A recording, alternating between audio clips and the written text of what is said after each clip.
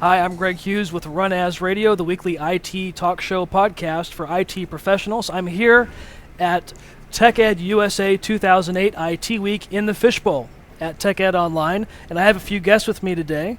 And we're going to talk today about threat modeling, which is a really important topic. But before we get started, why don't you just introduce yourselves briefly so that we all know who you are? My name is Tim Baton. I'm a consultant with Microsoft. Jeff Inglesby, I work at Ford Motor Company. Hi, Jeff. Lou Kunamatsu, also from Ford Motor Company. Hi, Lou. And thanks for joining us today. I know it's the end of the day, and it's been a long day today, but this is a really important topic, threat modeling. So we have Ford Motor Company. We have Microsoft Consulting Services represented here. What's the relationship to start with?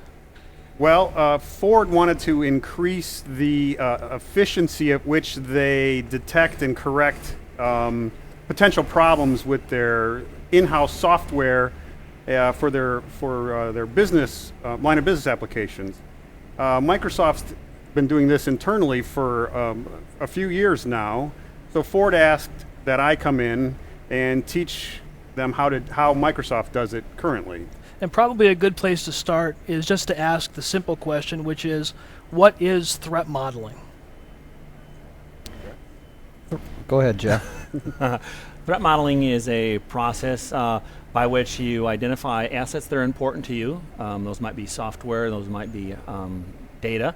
Then you look at the pieces of those things that are important to you, and you identify threats to confidentiality, integrity, and availability, and work through those threats, ranking them with the business partners that are there, and then rating them and identifying what you're going to do about them.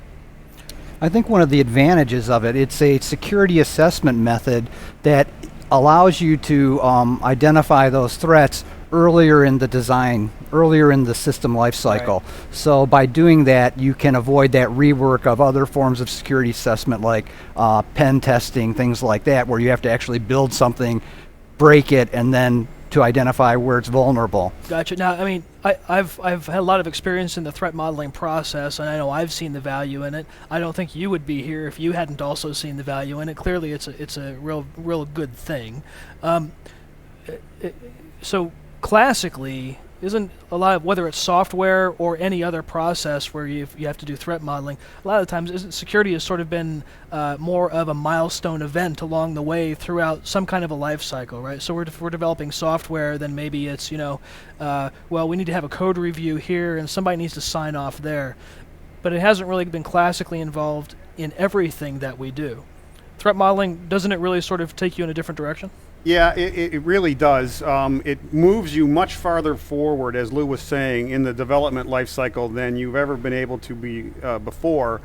And it looks at things from a holistic standpoint. And the methodology that we've employed has the ability to be very repeatable and very structured, so that even if you're doing it across multiple generations of a product or multiple generations of people doing the product work, you can come up with very similar results that are meaningful in the long term.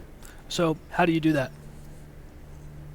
Well, we conduct a series of structured interviews, basically, with the subject matter experts that, as Jeff was pointing out earlier, we go through, what are the valuable portions of your that you're trying to protect. Mm-hmm. Or what components are you using in your system? What pieces of data are in your system? Then we go through a series of picture drawing, if you will, that makes it look.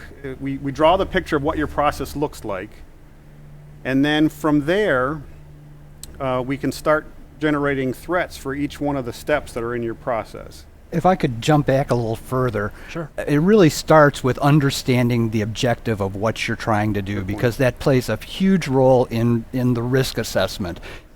Things that will impact your objectives clearly are higher risk, and that's where it starts. Then you get into constructing the model, as Tim and Jeff have talked about, identifying the threats and assessing the risk of those. And risk assessment is a key critical concept, especially in this day and age, right? Doing risk assessment.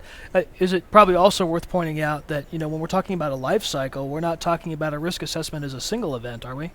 We're talking about an ongoing, continuous process. Yes, certainly the goal is to do it throughout the life cycle. The good thing, as I mentioned earlier, is you could start very early, much sooner than you could with a traditional security assessment like Lou was mentioning.